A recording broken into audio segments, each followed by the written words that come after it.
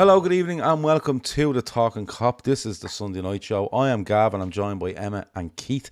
Liverpool have been beaten 3-2 away at Fulham at Craven Cottage earlier on today.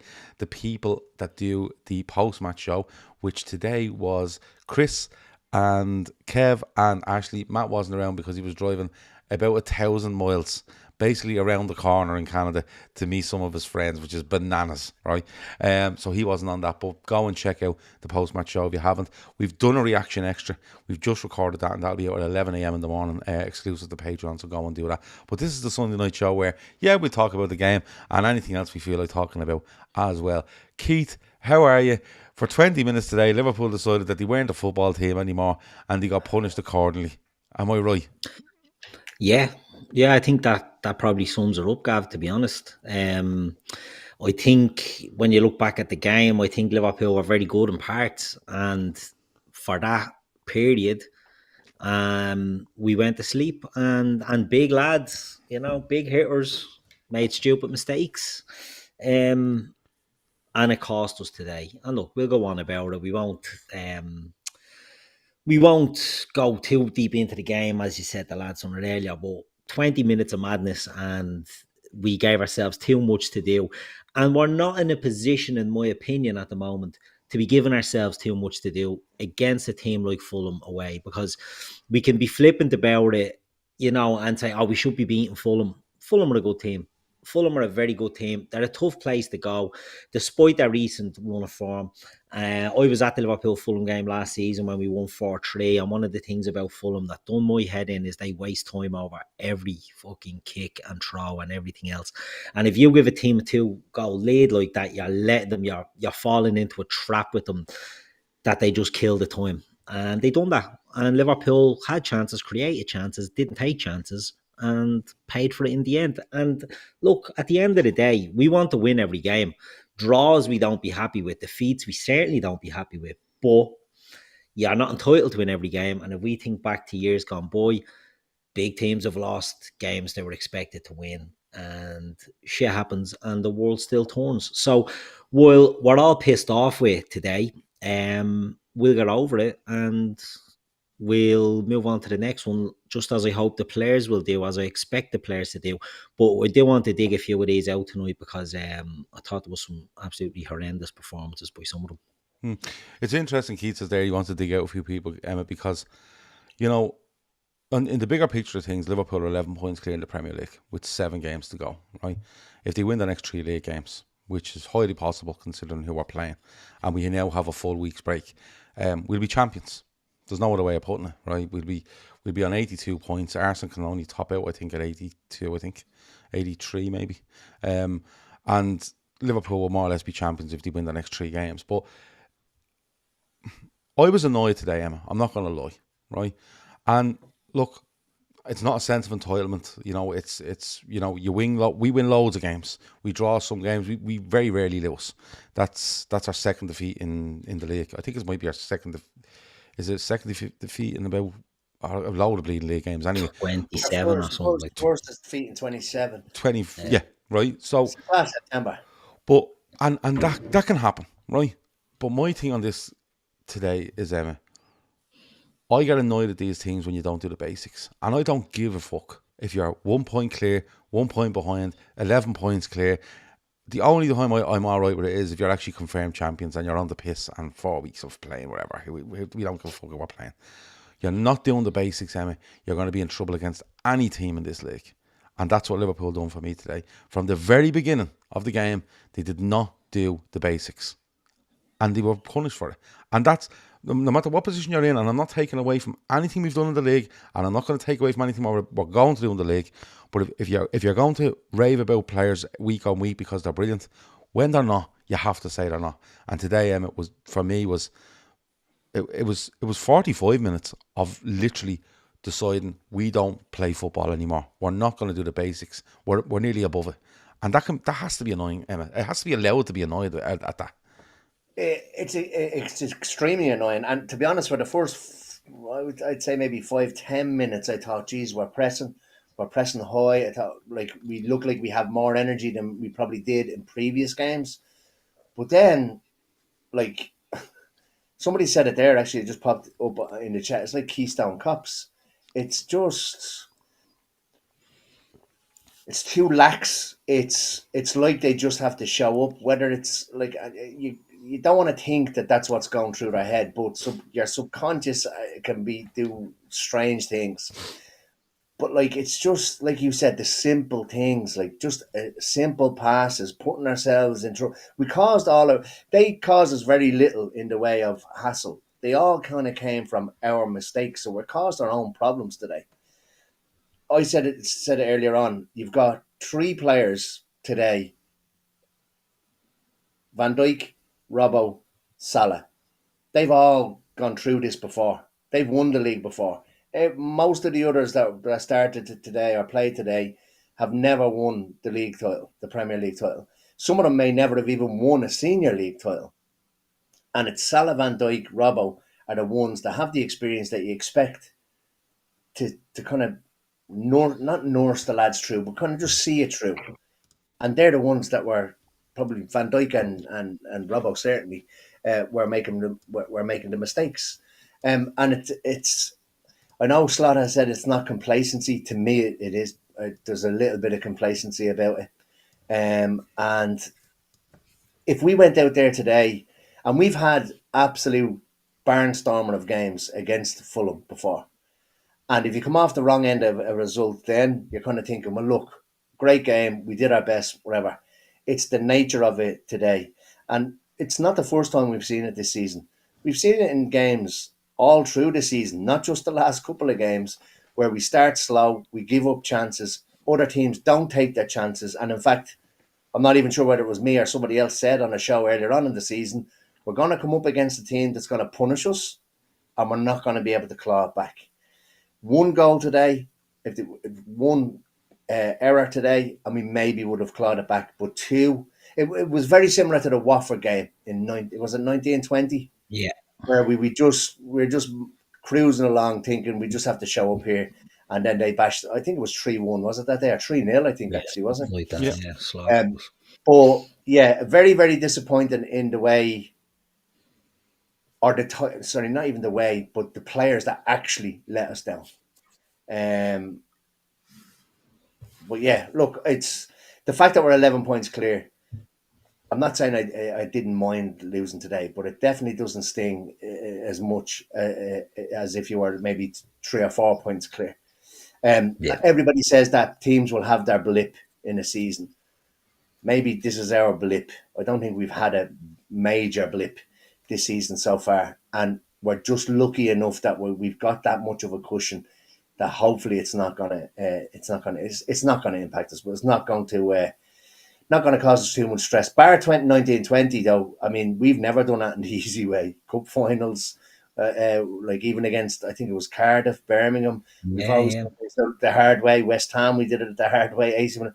Liverpool just tend to do things the hard way, and it seems like they're hell bent on kind of making this a little bit scuttery bum towards the end of the season. But hopefully we get back on track now next week and get it out of the system. But definitely, like Keith says, definitely disappointed in some of the performances today that you'd expect a lot more from.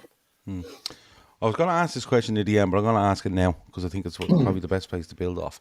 Keith, Liverpool sit 11 points clear. 7 games to go for both sides. Where are you on all of this? I was going to answer at the end, but let's ask it now, right? Considering, if you take into consideration that Arsenal have only drawn the weekend, so they've taken 1 point off us. You know, we've gone through an awful lot of games, heavy games in PSG, Newcastle. A lot of lads played a lot of football during the international break. They come back, they have a week, but they play Everton in a big kind of a high intense game. They go away to Fulham, whatever it is, 4 days later. They have a week now between every game. I think we play every Sunday between now and the end of the season. Where are you with regards to, when I say the words title race, people jump down your throat, but where are you with regards to where this title is ending up and where Liverpool stand? Is there anything in a way you think, Jesus, this is a bit ropey because of performances? Or are you like, look, a week's rest, you have a chance to put it straight. You've West Ham, you've Leicester, you've Spurs in your next 3. Where are you on all this? Yeah, look, I'm in the camp that I'm not nervous and I'm not panicking. I think Liverpool have done enough up to this point to not allow them a blip. You don't want to carry on. Performances haven't been great. Let's be honest. Not just today. I thought they were good against Everton after they were absolutely gack in the first half. Do you know what I mean? Like, so they've not been good for a while. But I think they've done the hard yards up till now, and I think Liverpool will win the league. I said it in our WhatsApp group earlier. I don't care if they stumble across the line or if they steamroll across the line once they get across the line. I think there's been too much, and I don't mean by us here or maybe anyone watching. I think there's too much emphasis gets put on that you have to win the league at a canter and you have to win the league swashbuckling, playing the best football in the world. You don't. You just have to win the league, in my opinion. It's an area that I think Liverpool gets scrutinised. You know, I done a tweet the other day about Paul Merson saying, they're not prime. They're okay, but they're not prime Man City. Like, what do Liverpool have to be? No team will be prime Man City. They got 100 points in a season. So is everything less than that not good enough? Liverpool over the last few years under Jurgen Klopp were coming second in title races with 90 plus points. That's not normal. Do you know what I mean? And coming second. So if we think back before Pep Guardiola and Jurgen Klopp, a normal season, like a title winning season, involved losses. I remember years ago, they used to say the golden figure for a team winning the league was you couldn't have more than 6 defeats. 6 defeats. It's now in a situation where now it's 2. Yeah, realistically, it's 2. And you're in trouble. And, that's not normal. Do you know what I mean? The sweet spot probably means you can lose a few games, but not fucking 6. You're not going to be able to lose 6. But, what we've seen before hasn't been normal. It's been freakish. And we've been part of that freak show. Liverpool have been amazing over the last few years. So we can't compare them with Prime Man City. We can't compare them with Jurgen Klopp's Liverpool at times. All we can do is take this team at face value in this league. And for me, they've done enough. They will get over the line, in my opinion. If they don't, that's on them. That is on Liverpool. If they don't get over the line from here, Slot has a lot to answer for. The players have a lot to answer for because they put themselves in the position where they should win the league. That's, that's from hard work. It's not through luck. And it's certainly not through the shite that you'll see on social media about, PGMOL have made the Liverpool's title. Like, we're the team that have been screwed over more than anyone else over the years by officials, by the PGMOL. We're the team who had a bleeding fella getting creamed the other night in a Merseyside derby that we didn't get a penalty, but we got an apology. So don't talk to me about Liverpool getting favourable decisions and that's the only reason why they're winning the league. Every decision Arsenal are going against Arsenal, that penalty yesterday, to me, that's a penalty. He took him down, he fell on him in the box. We've seen penalties given against us. For example, Robbo outside the box, fouls him, he lands inside penalty, no arguments. We had Fabinho a few years ago tackled your man Ollie McBurney, I think, at Sheffield United, but because his trailing foot was on the line, penalty. We've seen Trent Alexander-Arnold against Everton when he slid into the bleeding, or to Calvert-Lewin slid over the back of him. Penalty. Like, we've been screwed over, and every decision that Arsenal seem to be getting against him is like a major conspiracy. You've Ange Postecoglou going on about every time a decision with Liverpool it becomes national talking point. Like, we're the easy target in all this, but we just have to get on and do it. We just have to get on and get down to business. We've done well to get here. It's not been 20, 18, 19, 20 Liverpool. Look, it's not been that, but it didn't have to be that. And we've got in the position where we are now. And all we can do now is get over the line. I don't think Arsenal will win every game. That's the thing. I don't think Arsenal will win every game from here. I think Liverpool may drop more points from here, but we've given ourselves that buffer that allows us to have a blip. It allows us to drop a point or two here and there. And look, no team is perfect. No team has ever been perfect. We grew up, Manchester United won 13 Premier Leagues, and I'll tell you one thing, for anyone in the chat that's only start watching football in the last few years, they were not 13 golden Premier League victories. There's a reason why Fergie time is a thing. It's because they were given time in matches to scrape points. They didn't always saunter over the line in matches. They didn't always canter to league titles. They had a lot of luck along the way. So why it's now all of a sudden Liverpool are this fucking outlier is beyond me. Yeah, but well, we just have to win and we just have to get over the line. And I think we will. I think we will. I don't care if we do it on the pitch. I don't care if we do it in watching from a hotel like they did the last time. Once they win, we've not seen enough league victories in our lifetime. The three of us are around the same age. We were kids before Klopp came along when we won the league. I don't care how they win it. I couldn't give a shit how they win it once they win the league. And I'll be happy with that. People will be nervous, and I get that. People will be nervous. You drop points. But you have to get out of the mindset and the mentality of the world is falling in. You see it online. You see it on social media all the time. It's the worst thing in the but world. everything is... listen, online is mental. Like, I know, it's not the real world. It's not the real world. It's the furthest thing from the fucking real world. Like, it's genuinely the furthest thing from the real world. Like, the stuff that people come out with is fucking bananas. Do you know what I mean? What I'm saying is, look, I've asked you there how you feel, and you're kind of bullish about it, and you're, you know, Arsenal will do this, and we shouldn't really be thinking about Arsenal. You know, if we applied ourselves there today, we're not thinking about Arsenal. We're 14 points clear. We're still 11 points clear. Someone says, Brian says there, 8 games ago we were 9 points clear of Arsenal. Now we're 11 points clear of Arsenal. So it's not like Arsenal are doing anything. They're running at 2 points a game. They're bang on. We're getting reeled in. Yeah, I think they're actually below 2 points a game at this stage. I could be wrong. Or they're bang on. I think they're bang on. 2 points a game. But Emmet, the reason I've asked that question is because we could go on and then I could ask you that at the end. You go, yeah, it's grand, but I'm asking you now. So for more stuff, I'm going to ask you in a bit. Like, people are pointing out in the chat there, look, we went out with cups. We went out with two trophies there, right? We haven't really been good since this. We haven't really been good since that. And people are pointing out this time last year with the same squad, we look like we were leggy and stuff like that. I take them points. But for me there today, I'm not putting up with that leggy argument. I'm just not. Because if you go through that game today, right, Liverpool weren't legged all over the pitch. What Liverpool done was, for me, a centre-back should have just headed the football, and he didn't, right? You've got a full-back that's passing the ball for no fucking reason in there, instead of just opening his body and playing up the line, right? Yeah. And then you've the other centre-half, the captain, when the ball is coming down out of the air, is standing there like going, I'll just let this drop and I'll do something, and he gets a little nudge and he's pushed off the ball. Basic stuff, right? So, don't get me wrong, if we were being legged all over the pitch, I go, fuck, we're being ran asunder here. But it's actually less worrying but more annoying, if you get me, right?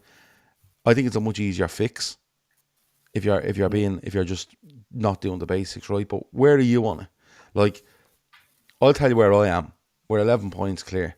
I always tell you, I always bang on, you know this, I bang on about the next 4 games. I'm always about the next 4 games. I always take it in blocks. I am actually down to 3 now, because there's not enough fucking 4s left, right? So I'm down to 3s now. And I'm literally going, lads, I don't really give a fuck what happens beyond these 3. Can we please put a plan in place here to go out, do the basics, and put a tempo into the game? You know, my biggest thing is our tempo is slowed. When we bring in players off the bench, the tempo goes up and we look much fresher. We look like we're moving and we're asking questions. Where I am on it, if we actually just up our tempo, genuinely up our tempo, I think the basics come up, you know, the fundamentals of the game come up, and Liverpool win games. That's where I am on it. But I still think Liverpool will win the title, fairly comfortably. But it just still annoys me. That's all I'm saying.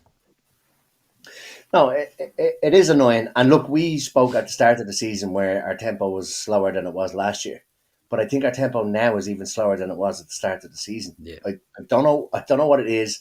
Everybody says there was the international break. The lads needed a break. Most of them didn't get a break. Let's face it. At Liverpool, majority of them are playing international football, whether it's senior or whether it's under 21s. So a lot of them haven't had a break. They would have been training. They would have been playing games. This probably now leading into next week is probably going to be the longest break that they've had of not playing games, possibly all season. So look, I'm not buying into the leggy stuff. I don't think we looked leggy. I think it was more of it was just. I don't want to keep saying complacency because like it should. I think we fall into a pattern where we go into second gear. Right, and the rev counter just sits, right? And what happens is it goes and goes and goes and goes and goes, and then the basics of what you're doing, passing the ball comes in, head the fucking thing away, that all disappears, and you stop doing what you just the natural thing to do, right? And like that's where I am on it. It's not for me. Oh, he can't run. Nonsense. Yeah. If you go through that game today, the goals we can see have nothing to do with the amount of time where you have to run. Nothing. It has nothing to do with the distance you have to run. Nobody running off the back of you. None of that. It's down to simple stuff, and that just needs to be cut out. If you cut that out, it's like it's fucking simple. It's a lack of concentration as well. Robert's like one of the first things that you're taught when you're playing football is you never pass the ball across your goal, like. And then he goes and does something like that. I'm not going to say the word complacency again, but it's just like they've lost focus. For me, is that they know. Again, it could be a subconscious thing. We're 11 points clear here. We don't necessarily need to go out and absolutely blast these out of it. So yeah, I think we've lacked intensity for a lot of the first halves this season. And then it's like, Slot will go in and say a few things at halftime, we'll come out and we'll be better. And more often than not, we have. And like I said earlier on, at the fear of repeating myself, we have said that it's going to just take someone to actually take one of these chances, and it's going to be too much to claw back. We've clawed back from a goal down earlier on in the season, but today it was 2, and that was just a step too far for me. But to kind of go to one of Keith's points, we're on 73 points now. Manchester United won the league in 1996-97 on 75 points. Arsenal won it a couple of years later. I have it here. A couple of years later on 78 points, 79 points. United won it on like 80, 81, 82. We're easy putting up them numbers. Like, so this whole, they're not prime Man City. And then somebody else said in the chat as well, it's our second, and I'm not having a go, it's our second league title in 35 years. I'll take it any way you want. Wait, we need to stop saying that. It's our second title in 5 years. No one ever turns around and says City won 8 in 50 odd years. Yeah, I know. They say 8, 9. We've won 2 in the last. That doesn't get the clicks, have it? No, I know. But come here. What you're saying now, you're dead right. People will say, right. people will say back then it was more competitive back then. It wasn't. It was Arsenal and United. That was it. And then Chelsea rock up in 2004, 2005. It's far more competitive now. There's never been anything more than a two team race. Yeah. I can't remember anything where you go. Not up and around about say March. Endless. Someone always fell away around March time. And then there was a few times Liverpool were sort of third in mid-90s. Where Newcastle and United had a thing on for a couple of seasons. Liverpool were in around there. Yeah. I've a pain in me bollocks. I have a pain in me bollocks with all of this. It's not a good season. It's not a good league and all this. And I know that's only Liverpool going for a quadruple, and everybody starts the season that's qualified for Europe are going for a quadruple. Yeah, not just fucking Liverpool. Yeah. Right. Yeah. So for fuck's sake. Yeah. It's winding me up. I just can't why are you letting it wind you up though? No, I'm just saying I just can't get this done. Get this done as quickly as possible. But you see, I want to be in the pergola. I'm actually working on something, but I want to be in the pergola. You're working on something. Yeah. You better let me know what you're working on. If you turn up on my gaff on something you've worked on and I don't know about it. No, fuck you. Do you know what I mean? Yeah, I just want to be there. I just wanted to be over and done with and shut the lot of the. Yeah, but you see, hold on a minute. Like, to get away from Liverpool for a second, right? And number one, you're spending way too much online, way too much time online, right? So you need to knock that on the head a little bit. The second thing is, take Arsenal for argument's sake, right? Because they're the ones that stand out as the shining light in all this, right? Because let's be honest, Man City fans don't give a bollocks about the season anymore. Manchester United have lost interest ages ago. Spurs the same. The ones that are really interested in this season are probably the likes of your Chelsea a little bit, definitely Forest, definitely Newcastle, definitely Villa, because they're teams that traditionally, over the last couple of years they've got into the Europe, but Nottingham Forest especially traditionally don't get into European spots, so they have a huge interest in the division, right? And I know for a fact when you're talking about that, you're talking about Arsenal fans, right? I just know that, right? And it's probably United fans chiming up, but who gives a fuck what they think, right? But the thing is, Emmet, when people come out and go, well, Liverpool are winning the league because of the PGMOL, right? You kind of go, is that right? Yeah. Well, tell you what, go off and get me all the decisions that are being made and do whatever mock table you want to do. The thing with Arsenal is, right, Arsenal have had some decisions against them. Let's not pretend you haven't. But Arsenal's issue is when they get a bad decision against them, they're fucking atrocious at reacting to it. Atrocious at reacting to it. Liverpool have had decisions against them, Wednesday night being one in particular, right, where they should be, after 11 minutes, they should be playing against 10 men. They've nearly had that midfielder snapped in half. What did they do? They reacted to go and win the game, right? Was it pretty? Was it swashbuckling? No, but they go and win the game. Arsenal have a decision made against them yesterday, where you go, oh, well, it's not a penalty, it's a conspiracy. And how did they react? They don't, right? And that's what they've done all fucking season, right? I can't remember Arsenal fans coming out of a game going, that referee tried to rob us and we rose above it and we won. I can't remember one. I could be completely wrong. Some Arsenal fans going to tell me, no, well, this, right? Their reactions to things has been awful. Whether you think it's good, bad, or indifferent, the decisions against them, right? So when they tell you this league isn't as competitive, it's an excuse from them for their own team. It's nothing about Liverpool. They just make it look like it's about Liverpool, so they can sit at home and go, well, I don't really want to say Arsenal have been shy behind all this because I've spouted all about, all this conspiracy fucking theories over here, so I can't really say they're shy. So what I'll do is I'll tell everyone that Liverpool are winning it because everyone else is, the league is shy. Well, in order for the league to be shy, all your teams have to be shy. Do you get me? But they're not saying that to you. So it's fucking mad. It's mad. They want to get away at Wolves when Lewis Skelly read. Yeah, there's one, right? They reacted well. But Wolves had another player sent off that day as well, right? Do you know what I'm saying? It was only when the Wolves player got sent off that Arsenal turned to score. Yeah, right. So there you go, right? But when I look at all this stuff online, right, they only make it about Liverpool to deflect away from them, right? Because I know for a fact, I've seen it with my own eyes. I've read it with my own eyes. I've heard it with my own ears. Last July and August, this Arsenal squad were the best around. They were going to win the league. If City fall away, and when City started to fall away, Arsenal are going to win it. The squad they have, look at who we have. And they've had to use the squad and it's let them down.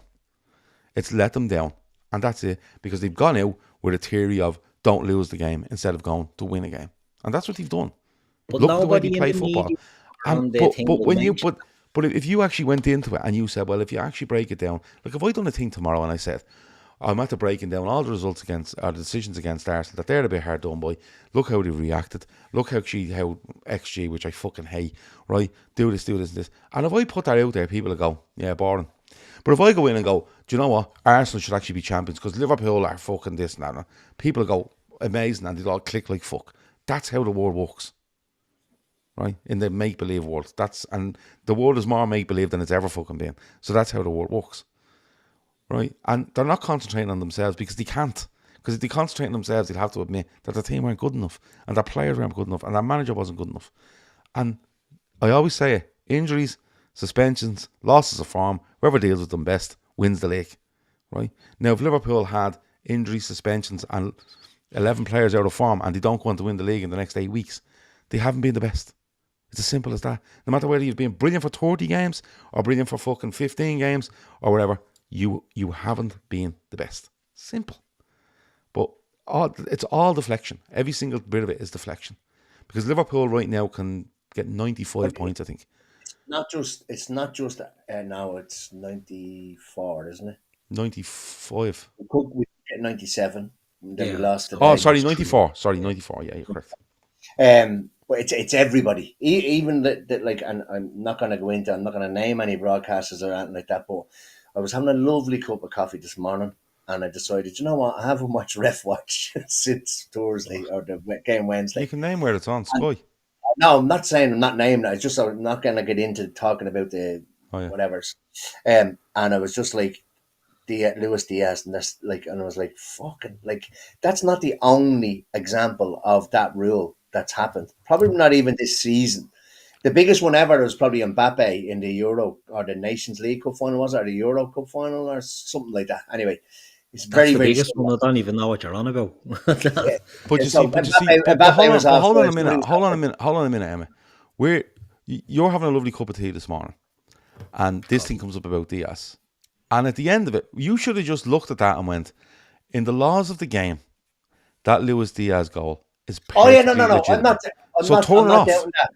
What I'm saying is, I'm not doubting that. Like fully not doubting that. What I'm doubting, it's the mileage they try and get out of it. Yeah. It's like Jesus Christ. Because everybody looks at it and goes, yeah, no, it's definitely wrong, and you're going, no, it's not. It's not. And to be fair, Luis Diaz isn't on the back of James Tarkowski. He doesn't make a move towards James Tarkowski. James Tarkowski, he's nowhere near. He stands fucking still and does nothing.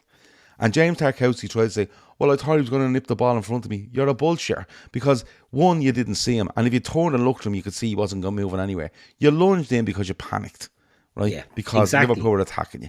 And then you fucking roamed across the box. And your mate Brantway roamed across the box with his hand in the air and decided not to tackle. And Liverpool scored. And in the laws of the game, it's a legitimate goal.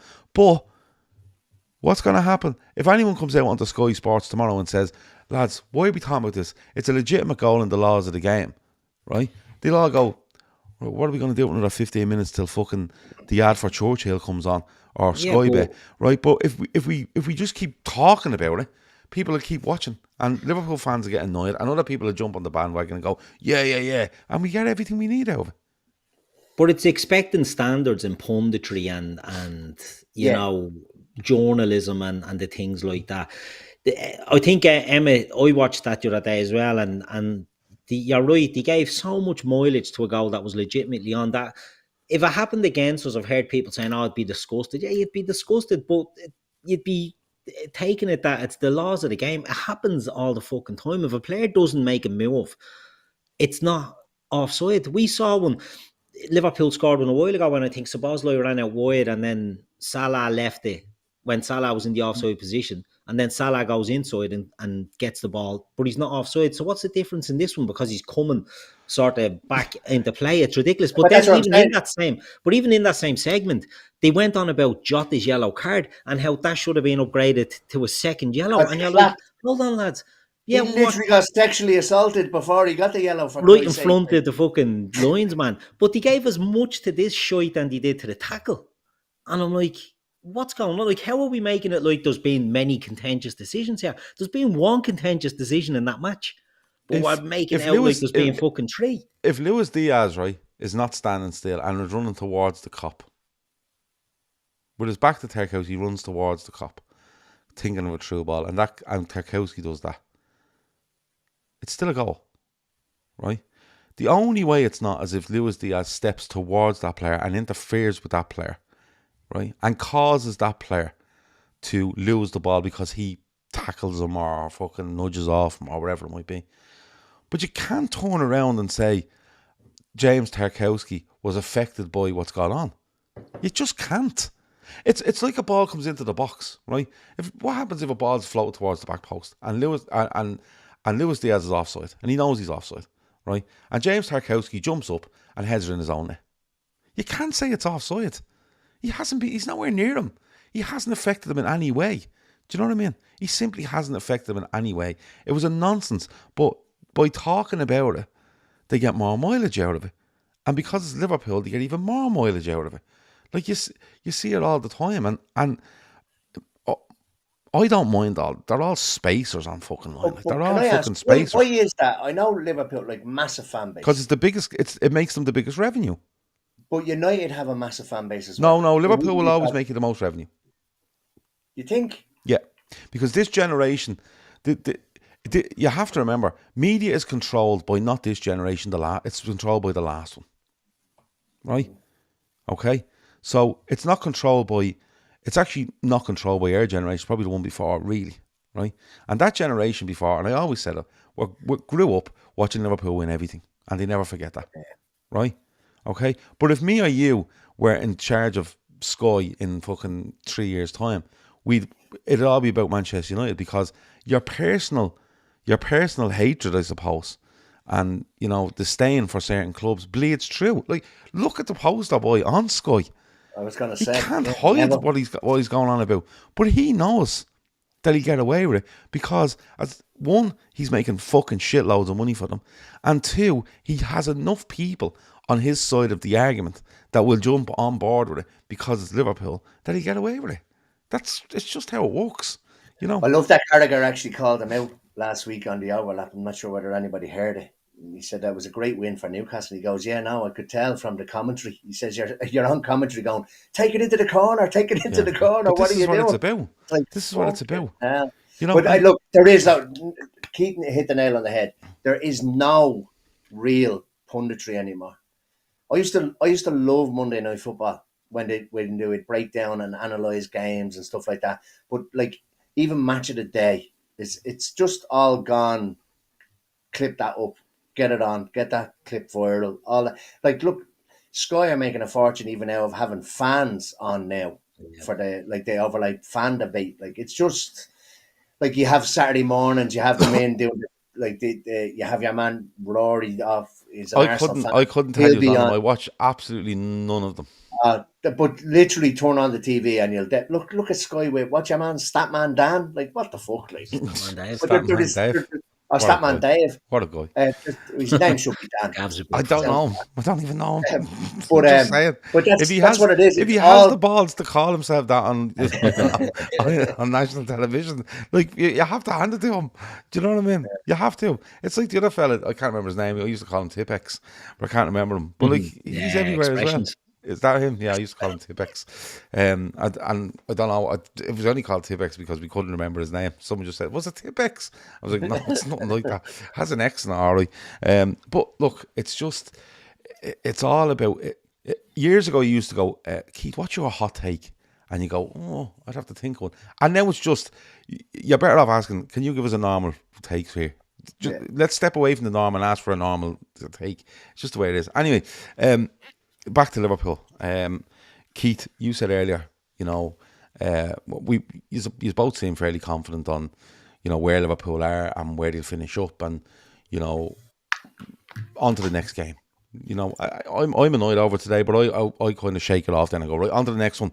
You know, and we can win the next one because you know me, I think Liverpool can win anyone against anything. You know what I mean? But Keith, you said there's a couple of people there that I do want to dig out.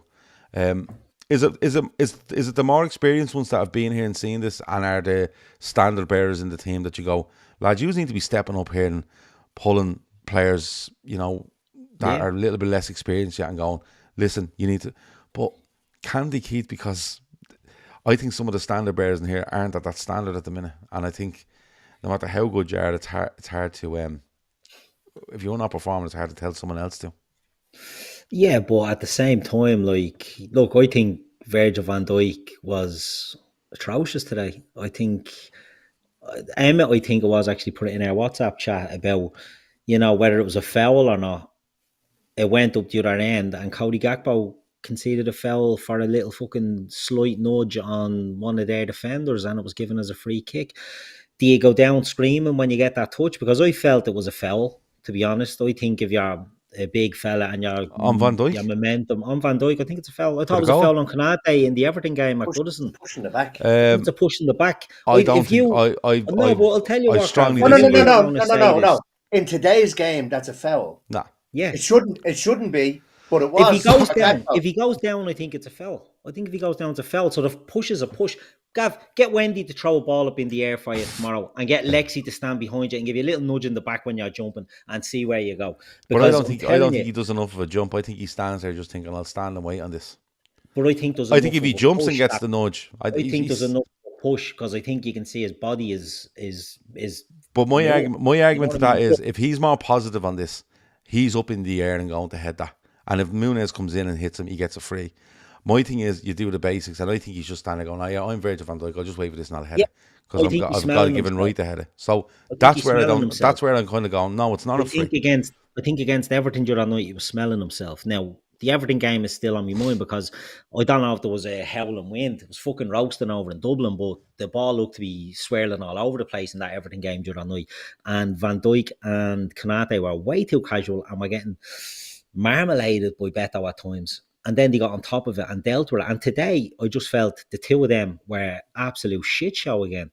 They're the best centre-backs in Europe. I stand by that. They're having a bad week, a bad few weeks maybe in Konate's case since he came back from injury.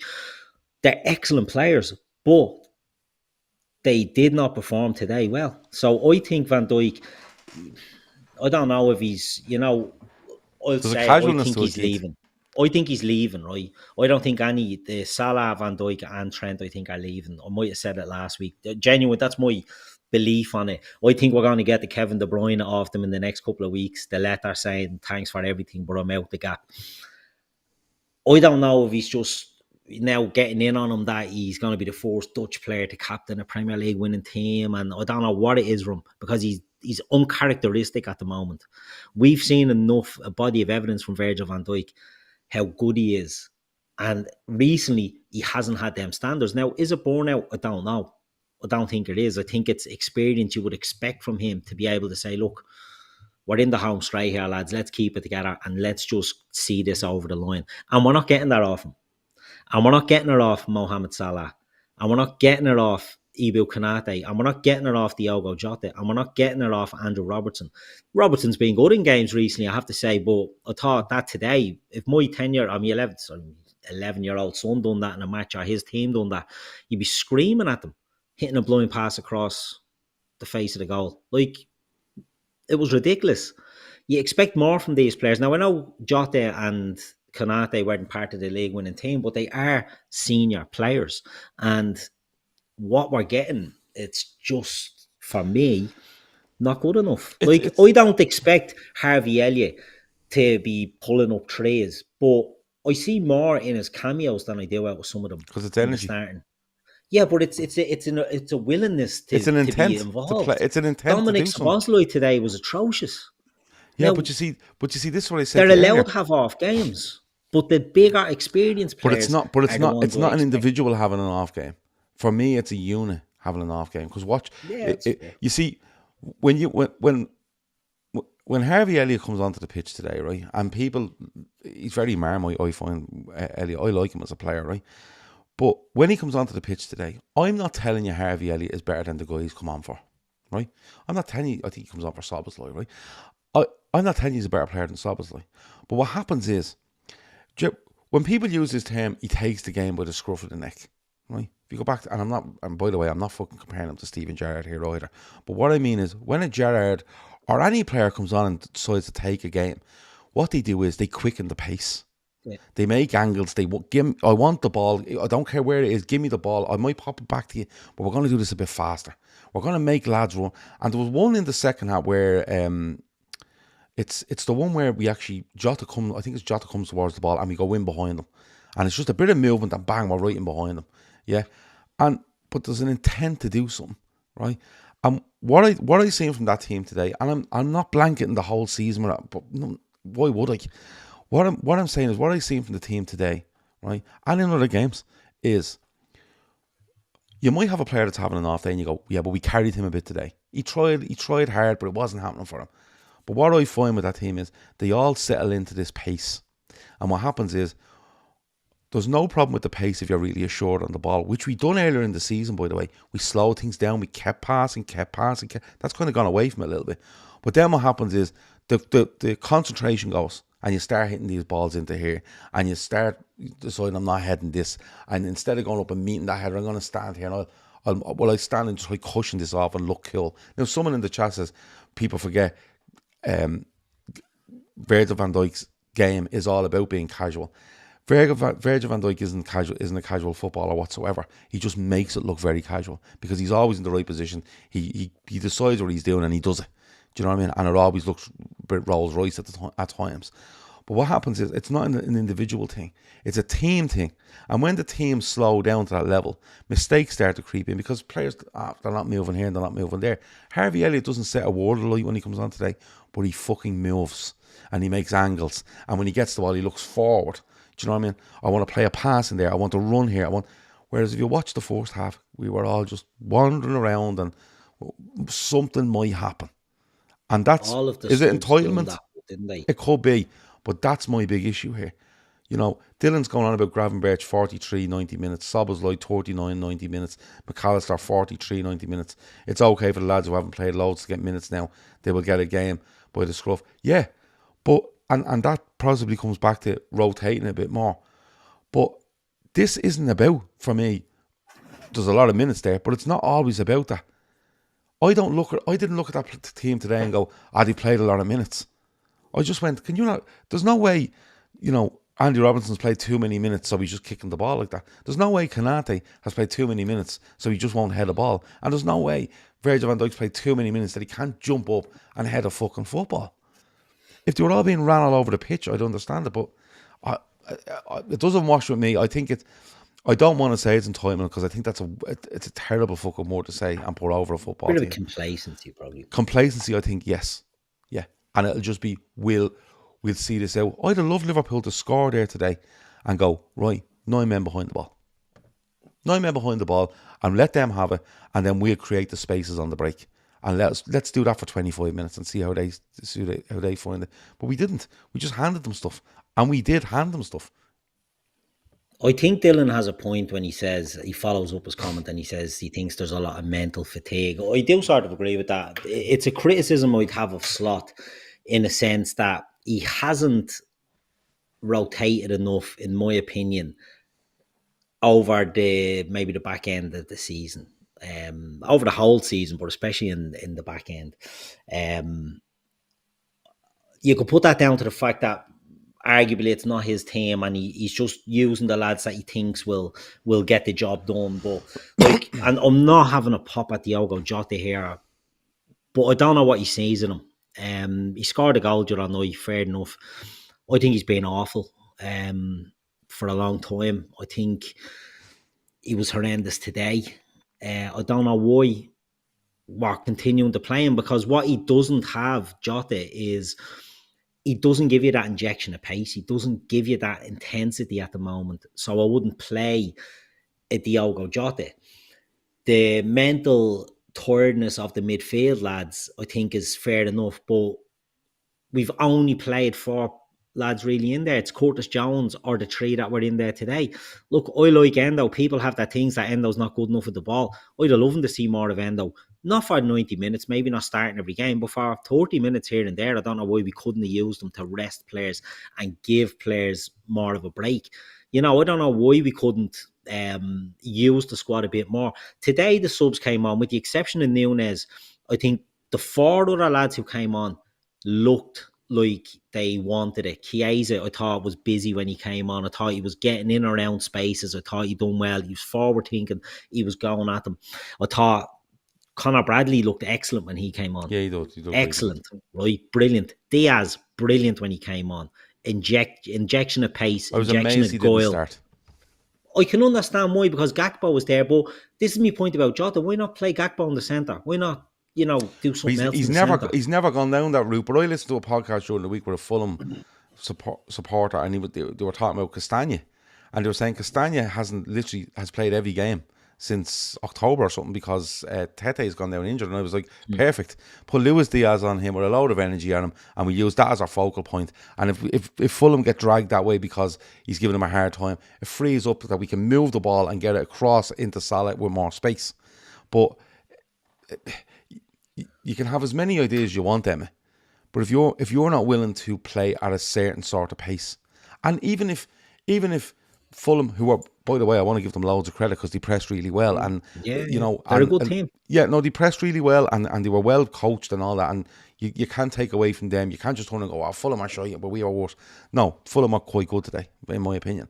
But if you're not going to play at that pace, adapt yourself and go, right, listen, their pressing's really high. It's not working for us. What we might need to go a bit longer here. We might need to sit in a little bit here. But we kept making it this open game where it was open for them to press us. But then when we went to press them or play through them and it wasn't working, we just kept trying it.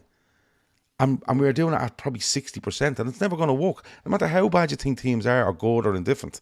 In the Premier League, if you're not willing to adapt and take your medicine for 20 minutes, you'll be in trouble. And Liverpool ended up in trouble because of it.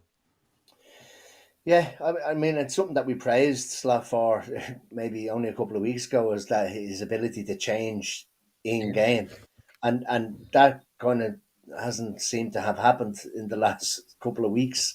Like I made a point earlier on in one of the chats, I can't remember whether it was the WhatsApp or Telegram, is that, like, surely at this stage of the season, we're 11 points clear, whatever we were before today, He knows this starting 11, the 11 that he started with today. He knows who he wants, who he doesn't want. He knows out of the substitutes who he wants, who he doesn't want. Why not just play them? I don't get that. Like, so we're talking about, like, and again, I'm not going to talk about fatigue, but some of them did go away on international duty. Send out, like, why? I cannot see why he's only putting Chiesa on with 10 minutes to go. Like, anybody that's ever come on as a sub in a game knows that it takes you about 5 to get to the foot of the game. I think anything after 75 minutes is almost nearly a waste of time sending on a sub. I would be starting Chiesa over Jota or Nunes. Give him a spin down the middle. Yeah. Why not? Like, he's looked, like you said, Keith, he's looked lively when he came on. He comes on and scores in the League Cup final. I think he has. Today as well, he had that chance, and normally you'd nearly have put your house on him today, because he normally always finds a corner. He always looks for the corner, and he played it straight at the keeper today. Elliott, I think, probably hasn't taken his chances when he's started games. I get that he looks lively when he comes on in games, but you have to remember as well, is probably up against a defence that's probably been pulled left, right and centre for maybe 60, 70 minutes of the game. But I would be giving their opportunities. Like, there's a lot of people, like Salah, like, was non-existent for me. Was non-existent today. He's way too far away from the goal. He's non-existent for the last few games. But I'd go as far as few months. Yeah, but he's not. He's way too far away from the goal. Yeah, he's too wide, and I think he had that issue a few years ago as well. Yeah, and I think he needs to be kind of near the corner of the 18 box. He needs Bradley back in this team as quick as possible. Well, he needs Bradley or Trent. Yeah, well, Trent's not going to play for Liverpool again. Yeah. But well, I tell you, Salah was absolutely. I was sort of going down the route of maybe Ramadan was affecting him. He's been absolutely septic since he's come back. Since that, but at the same time, but like you're talking about Jota, like there's probably 5 other players on that team today playing that I'd probably drop before him. Before Salah? Yeah, Salah has Calvin Bassey had him in his pocket. Shirley Bassey could have played that game and wouldn't have had to go into second gear today. Do you know what I mean? Like, he was atrocious. I'm not giving him any bleeding. I'm not giving him a pass. You reckon she would have sang in his ear? He's been absolutely atrocious in games before. He's been absolutely atrocious in games before and popped up and scored a goal. Yeah, he doesn't look at the moment, Emmet. He doesn't look it. No. I know he doesn't look it. But who do you bring on that's going to? Because none of them look it. Because I'll tell you why. The only one that's looked in any way on form in the front line for me in the last while, for different reasons, is Luis Diaz. I think Gakpo has struggled since he come back from injury. But I actually think today I'll do him good, and I think the Holland stuff would have done him good. I think Nunes is just all over the place. He looks like a fella that's just looking for one. I actually think he's a fella that's looking for one more big moment before he leaves Liverpool. That's what I think he's looking for. I think Jota, I don't know if he suits. I just don't know with Jota, because I had high hopes from him in this side because of the style of player he is and what I've seen from 12 minutes of Feyenoord fucking highlights at the start of the season. But only Luis Diaz. But you see, at times I look at the front three, regardless who they are, and go, there's no outlet there, right? But then I start, when I think that, I actually start looking at, right, well, what sort of ball are they getting? And for me, it's slow. It's out on, if you look at Salah, he's getting it played to his left foot. You know when you play a pass behind someone or two of them rather than in front of them to play with. And I just think it's slow. I think it's ponderous. I think it gets to the point where it's so deliberate that it doesn't actually work. And I think that's the issue here. And the movement around, and Salah uses the movement around him brilliantly.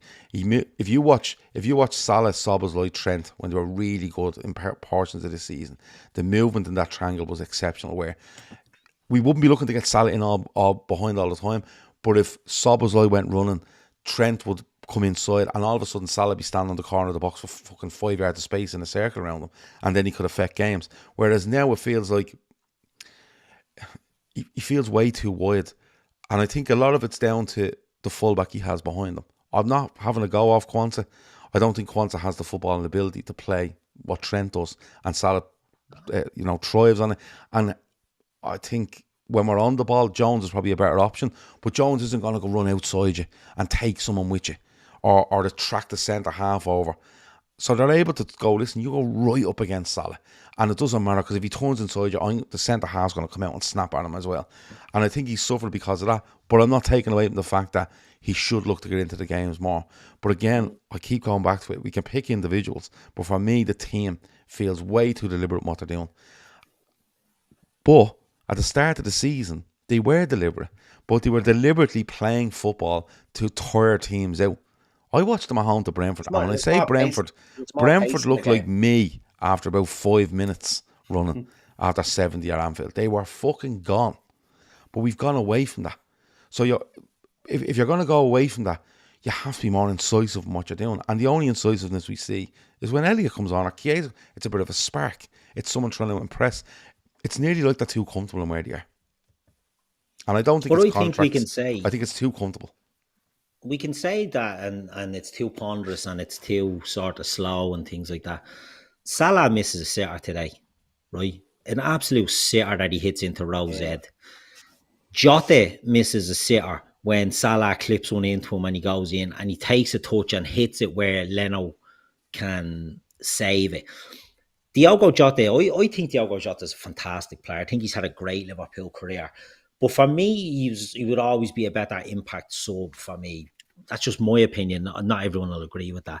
But the Jota of a year or two ago would have just hit that past Leno. He wouldn't have needed to take a touch and then hit it to the side that's being covered. He would have instinctively just poked that past him before he was even set. I couldn't believe he didn't go around him.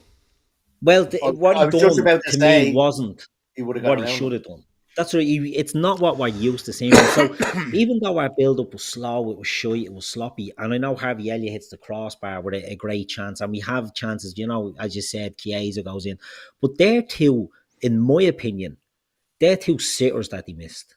There's no excusing Mo Salah hitting one over that badly in front of goal on a crossing. In my right foot or left foot, I don't give a shit. Some of Mo Salah's best goals have been with his right foot. So, we should be able to score whatever. And Jota should be scoring that one. If you're a centre forward and you're getting it. If Núñez missed it, we know Núñez would have fucking missed it. But, if Núñez misses them chances, he's getting fucking slated from high heaven. Salah and Jota both have enough credit in the bank. Don't care. I'm not comparing, like for like here. I'm just saying, we would expect players of their finishing ability to be taking them chances. So while I do agree that the build-up has not been good enough, the build-up has been too slow, we're still creating chances, but we're not taking them. And that was frustrating for me today. So going back to who the players I'd be digging out would be Mo Salah, it would be Diogo Jota, it would be Virgil van Dijk, it would be Ibrahim Konate, it would be Andrew Robertson. I thought Johnson up there right back. I thought Gravenberch was brutal. Oh, Szoboszlai as well. Brutal. I thought Gravenberch was brutal in midfield. I thought he done well when he went to centre back. I thought we looked much better when he went to centre back because he was composed and he was getting on the ball. I thought McAllister was brilliant. Yeah, but great. What a goal! McAllister was excellent. But you notice when you talk about this, right? Gravenberch was great when he went to centre half. They were all great when things changed. Yeah, and the emphasis for what they had to do changed. It felt like to me like they looked a bit too comfortable in what they're doing, and they end up literally running in neutral. And then can they get it? And I'm not saying they can't get out of neutral because to be fair, with 20 minutes to go, when they go, I think it's about 20 minutes when we make it 3-2, I'm thinking Liverpool could go and win this with the tempo they have here, and they don't, right? But they looked like they had intent about them. They looked like they wanted to go and win the game. But all because a fella's gone into centre half, it's different. Do you know what I mean? It's different. It's different angles, wherever it might be. And I think that's a huge part of it, a massive part of it. It feels to me like we're doing stuff for the sake of doing it. And look, I go back to that Brentford game. I was at Anfield and people were going, "Jeez, we're past them all," and you can hear a lull in the crowd, nearly watching to see what are they doing here, And there was a great understanding of it. Don't get me wrong. It wasn't kind of, what the fuck is this? People were patient and going, "Oh yeah, they're passing, and then if Brentford get a sniff, we take it back off and we take all the momentum away from them. We keep it for 2 or 3 minutes. If we get a chance to, press on them, we'll press on them, And there was a real idea about what they were doing, and they were able to inject pace into it when they wanted to, and they were able to control it when they wanted to. This feels like they want to control it constantly without actually trying to do anything with it. And it just leaves the lads just tuning out at times. And I think it's a really simple thing to sort, but it's one of the most annoying things to watch. And people are probably going to come away from the show going, fucking hell, Gav's being awful negative tonight. No. You're negative when you lose a Would game think because you can see the we're negatives. generally But, positive on but that. I am It's not I'm negative, really it's positive over constructive where we are criticism. and what we're going to do. I'm just saying, when you see things like this, it has to be pointed out. And it might be hard to listen to. And it might be it's complete. People can think I'm talking bollocks. It won't be the first time. But when I'm watching it, that's what I think of. I just think, lads, right, if they're pressing you hard, go long. And then chase the second ball if you have to.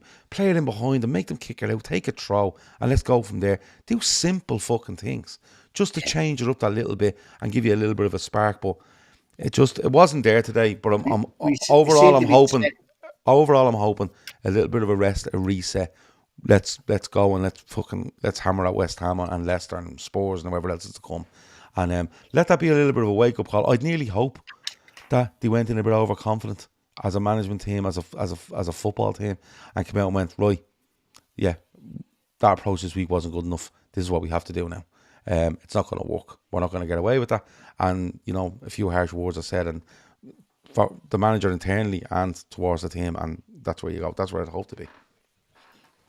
And I hope they live up the legends that we have here. That again, I said it earlier. I think they all live.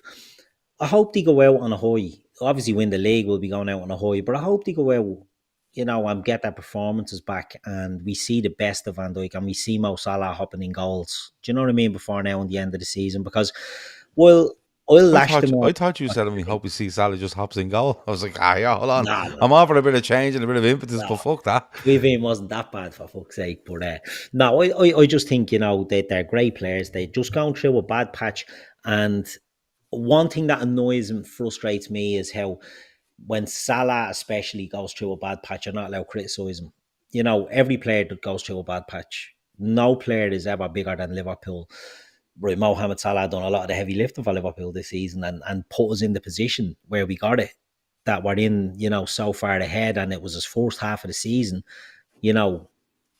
goals and assists that really, built the platform that we were able to get over the line on. But, sometimes you stink the gaff out, and he's been terrible for a few weeks now, and I think it's right to call him, but that doesn't mean I've given up on Mo Salah because I think he's leaving.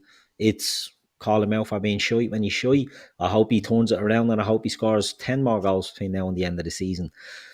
But today, and for the last maybe 6 weeks, I don't think he's been very good. And, But see, it's easy to blame other players and shy away from blaming the big names. That's my point.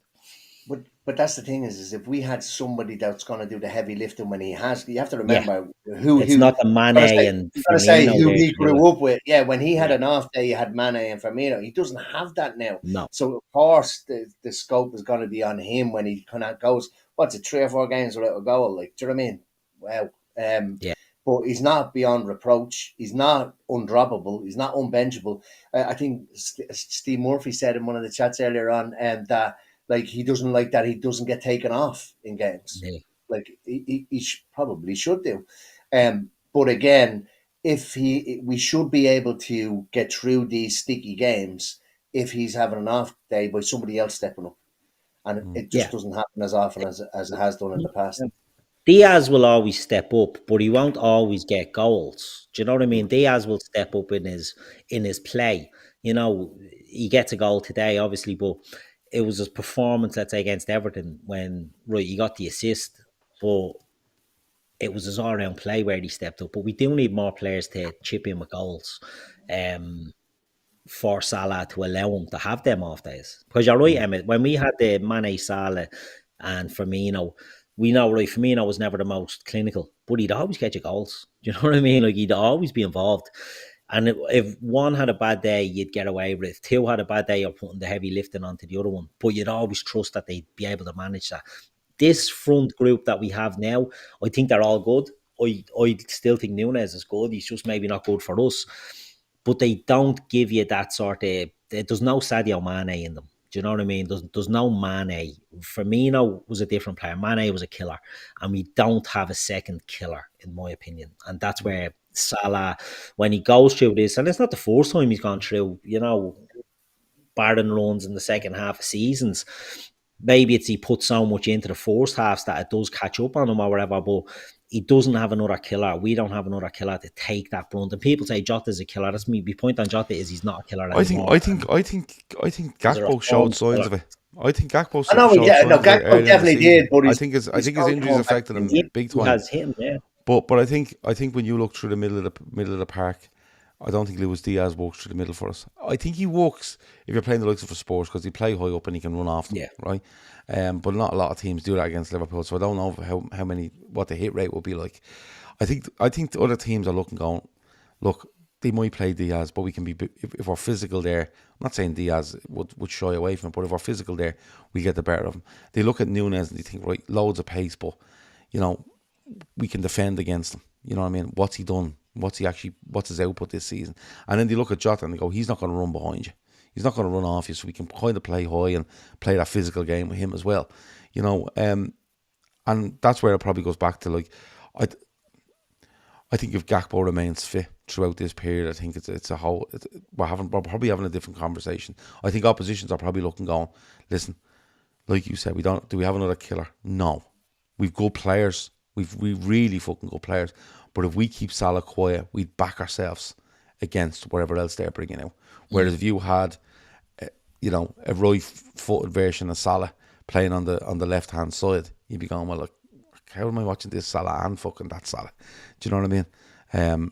Bruno Halloran says the front line is better depth, but not no star quality. It's not just his goals you're missing either. What's he got? 20 assists, 15, 20 assists this season. So having off games kind of affects that too. So but that's the thing. He doesn't even look that creative. You know what I mean? And he's not a. The thing that I always hate is when Salah gets grouped in with the likes of Messi and Ronaldo when they were getting them ridiculous numbers, and even the likes of Lewandowski that gets stupid because they're playing in the lesser league or whatever. But when you're too reliant on a player, and we are too reliant on Salah for goals and assists at the first 5 months of the season, that when it does dry up, it's really fucking hard to take because, well, I don't think we're a one-man team by any stretch of the imagination that some people will paint us out to be. I do think the way we sort of went at this season, it nearly did lend itself to being a one-man team. And Salah just doesn't look as creative as he did, and he doesn't look as clinical as he did at the start of the season. Hopefully that'll all change. But one thing is, I not look forward. I'm not looking beyond this season. I think we still have a league title to be won. I do think we win it again. But next season, it'll be interesting to see what we do. I know we don't want to go into who goes and who stays or whatever, but I think there's going to be a huge summer for Liverpool. I'm not talking war chest shite that people get all horny about. But I think there is going to be a big shake-up in that squad, and it will be very interesting to see what Arne Slot does. Because I always remember hearing a Feyenoord fan speaking on another pod, and they were saying, second season Slot, he goes in, he has a look at what's there, and then he shakes things up. It'll be very interesting to see who he moves on or wants to move on, and what profile of player we bring in. Everybody's jumping on the obvious, the Isak and things like that. I have a feeling we won't even go for the centre forward. I have a feeling we'll be looking to play wingers in centre forward and rotate them, and have players like PSG sort of done against us, fast players that'll play and interchange in front three areas. That's the way I think we're going to go about. But I'll be very interested to see Slot. Not that I don't judge him on this season. That's very unfair. He's had an excellent season. He's come in, and the biggest thing he's done for me is he hasn't tried to change everything. Do you know what I mean? He's gone and he's taken a good team, a good squad. He hasn't added to it one player who he never plays, and he's gone and done this, and that is brilliant. I want to see what Arne Slot's Liverpool are going to look like, and I think some players I don't think there'll be enough time left now to impress them, but I think there's a lot of players there that probably will be sweating no matter they be at Liverpool next season. But it'll be curious with the lads leaving as well, the Bosmans that for multiple reasons. Washu has to be acting a maggot here. He says low balling tactic with regards to the contracts. Liverpool are the only big club making money for their greedy owners with nothing to show for it in the transfers. This is the one annoying part for our history. I envy United here, mate. There's so many fucking things I could say here, but Liverpool lost £57 million last year, so I don't know where the greedy owners are getting the money from. They have a clear, proven track record of spending everything they earn. Yes, we could actually ask them to spend more and put it in, come out of FSG's pocket, but it's not how they work, and we know how it's not how they work, and there's no point in arguing that. Nothing to show for it in transfers. Yeah, last summer, but that's been explained to you by the manager, and if you can't take that as that, you're calling him a lawyer, and it's a very bad start to get off to. Envy United. United are absolutely pinned to their collar with regards to PSR. And when you talk about greedy owners, this is a United owner that bought a football club on a loan, has never put a fucking single penny into it, and is taking it for 100 million a year out of the football club. And that's why it has to be a one. And now they're cutting lads that want to have a fucking, cream cracker with butter on it in the fucking canteen.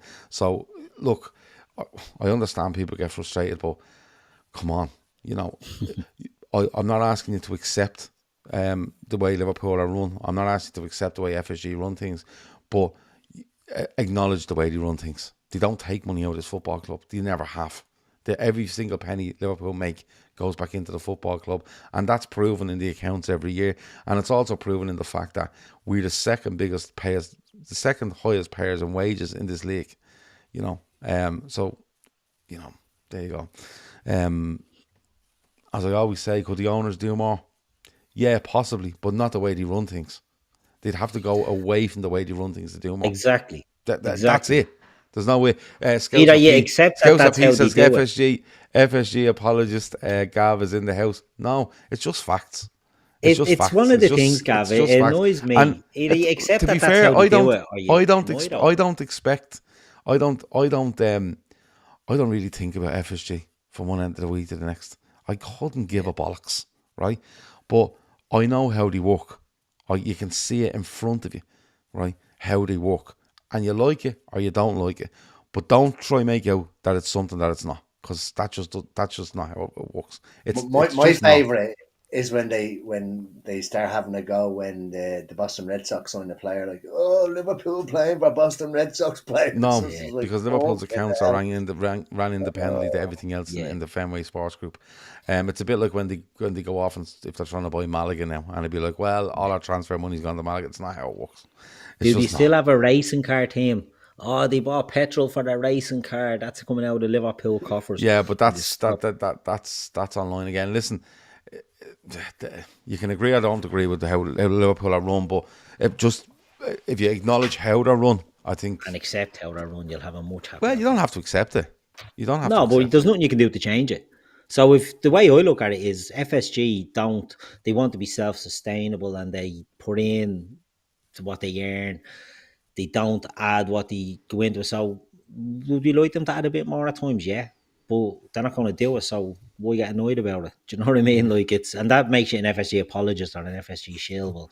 Well, as you hit the nail on the head, Gav, we don't think about them from one day to the next. Do you know what I mean? Like it's the way they do it. And by the way, if we go back to the way we built our success, was Michael Edwards was finding these players and making them superstars. Now he's not the director of football, but he's the head of football operations for FSG. And if his remit to Richard Hughes is we find the new Salahs and all, I think we could see a summer where we're letting the older lads go on the contracts because they won't give them the money they want, and we might be getting fellas in and people will be going, what the fuck are we doing? And we just have to wait and see. And that's why I'm sort of looking forward to who it is that comes in the door, because I think Richard Hughes coming in the summer, I don't blame him on the contract situation. Like, he was handed a shit sambo on that, to be honest. I think it was too far down the line for anything really to happen on that. And I think the transfer side of it, from reading between the lines, it was Slot that didn't want any major stuff going in. So look, we'll see next season. That'll be the proof will be in the pudding. I'm not laughing at you, Keith. I'm laughing at Scouts. Yachts for John Henry, red dresses for Linda, Winnebagos and course fees for Gav. That's where our watches has gone, lads. Yeah. Yeah, listen, I'm not getting into FSG, but I did. Let's talk about FSG. Um, It's only 20 past 11. Let's go. no, no, because I'm not talking about stuff that's just made up. You know, I'm just not. I'm just not. I could talk to you about what they do and what they don't do and could they do more, but it always gets cul-de-sacked by the way that you go, yeah, but how do you do it? If this is your system, how do you actually do it? Do you know what I mean? It just you have to go away from them and the way they do Yeah, things to get a different result. exactly. You know, you just do, and you can like it or don't like it. It's no one else's business if you like it or don't like it. To be fair, right, we better go. We've done enough. I've done enough. This channel has done 3 shows today. 2 of them have gone out live. One of them is What a going out channel. tomorrow morning. What a channel! The best boys and girls. That has been it. Emma, anything else before we go? No, all good. Dust down, go again. It'll be done by Spurs, I think. Okay, Keith. Fighting talk, I like that, yeah. But I do agree with him. You know, these things happen and we move on. You know what I mean? Like, you don't lose the rag over a defeat, our second defeat of the season in the league. Not ideal. No one's happy about it, but let's just hold tight and see what happens because I think good things are coming this season. A free hit, you know, it's a free hit for us. We didn't expect it. And when it happens, we'll all enjoy it. And we'll forget about this day for a start. No I one will won't. remember this. You I might, remember. you're a bit upset about it, but, I remember everything. you know, Could be they, worse. Could be Southampton fan. yeah. Yeah, they got relegated today with 7 games to go. Do they need 2 points to avoid being the worst points or something? Oh yeah, well they're 1 short of the worst. They're Yeah, on 10 they need. points. The Yeah, worst is 11, I think. Is it by Derby? Is it Derby. Yeah, Derby? Derby, it's yeah. And they were 2017. winning last week, weren't they? And Palace got an equaliser in like the 92nd minute and Jordan a Yeah, week. So they yeah, nearly got a win, but yeah. they're awful. Brian O'Halloran says Anfield will roar us on against West Ham and Spurs, 2 clubs who rarely lay a glove on us at Anfield. Leicester away in between our dirt. We should be more excited than anything. Yeah, we should Yeah. absolutely be excited. But I think it'd be a little bit of a disservice if we come on here tonight and went, look, we actually played well, and you know, look, we played well, and you know, we've been great all season. We have been great all season, but when you don't play well, just at least say you haven't played well. But it's okay to do that and then turn around and go, yeah, but we're going to win the league, you know, and that's probably where we are. I asked Emma, and anything else? I think he said no, and then he might have said something. Keith, anything else before we go? No. You happy? What's the music scene at the minute, Keith? I haven't asked you in a while. Do you know who I'm listening to? Do you John like Cougar Sam Mellencamp. Fender? No. The modern, the Geordie John Cougar Mellencamp. Do you like Sam Fender? No. I like Sam Fender. I'm listening to a lot of him at the moment. He's the one I'm listening to. Listen, the kids are dictating a lot of the music. So Pricks, auntie. yeah. Evie especially, like she's heavy on Olivia Rodrigo and Listen, I'm in the stage now where I'm having the Ghostbusters theme tune and all added to playlists. yeah. And the They wreck your balls, don't Mario they? fucking brothers. No, fucking hell. Yeah. I went down a rabbit hole this week on never even heard of a bloke No called Benny way. It's not Blanco. like you to do that. Benny Blanco. Did you ever hear of Benny Blanco? Benny Benny Blanco Blanco. from the Bronx. No, look him up. He's a music producer. Right. He goes out with Selena Gomez. I think he might. I don't know Yeah. whether he's married to her or not. But I think Jesus Christ, the chap has produced some absolute bangers. Has he? Yeah. Never heard of him before in my life. Oh. But he's written a lot of songs with the likes of Ed Sheeran and stuff like that. But he wrote Rihanna's Diamonds or produced. No, that song. I'm not going to sing What it. age Can't is he? sing. I sing it. He's He's only in he's not that old, like he's in his 30s, I 30s. think. Is he Yeah. late 20s, 30s?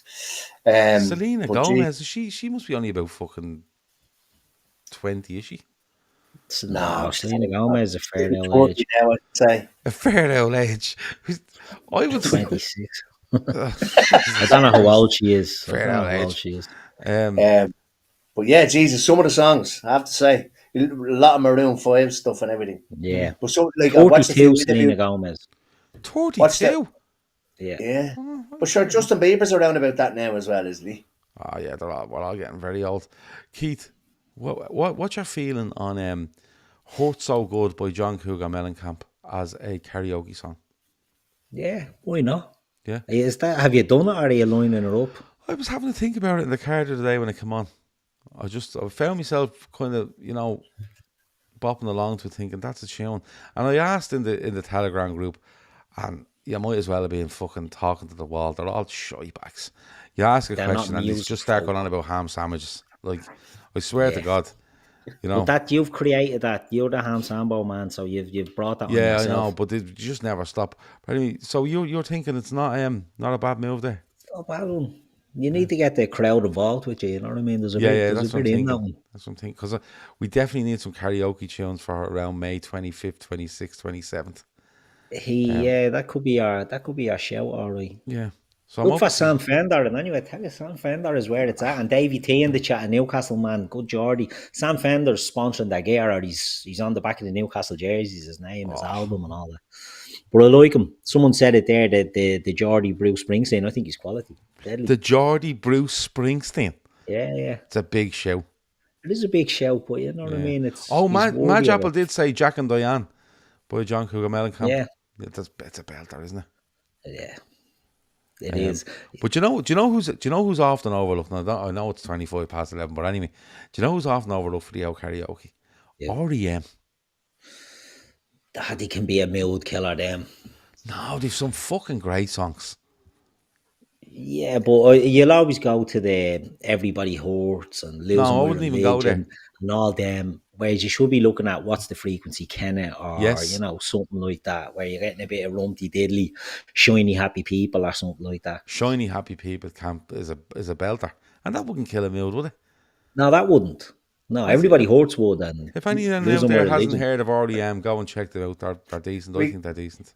Get Ashley involved. We'll have to sing Love Shack. That'd be a good Love song. Shack. B-52s, yeah. Yeah, B-52s. but you see, when I